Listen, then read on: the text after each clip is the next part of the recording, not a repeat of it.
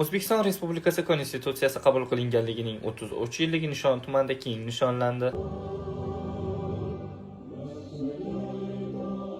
Nishon tumanida O'zbekiston Respublikasi Konstitutsiyasi qabul qilinganligining 33-yilligi munosabati bilan tantanali tadbir bo'lib o'tdi. Dastlab davlatimiz madhiyasi yangradi.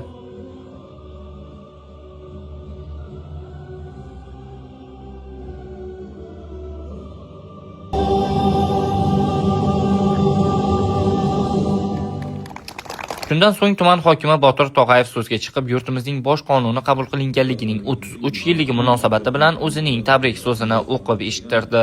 Mamlakatimizda hukm surayotgan tinchlik, osoyishtalik, barqarorlik va millatlararo totuvlikning poydevori hamda asosini yaratib bergan qonuniy ijodi. Bayramingiz muborak bo'lsin. E'tiboringiz bilan. Tadbir doirasida tuman hokimi Botir Tog'ayev, tuman prokurori Sanjar Jalilov, Ichki ishlar bo'lim boshlig'i Sherzod Rahmanov hamda soha rahbarlari ishtirokida Konstitutsiya ko'chasi tashkil etilib, fuqarolarga amaliy, ko'rgazmali tushuntirishlar va huquqiy ma'lumotlar taqdim etildi.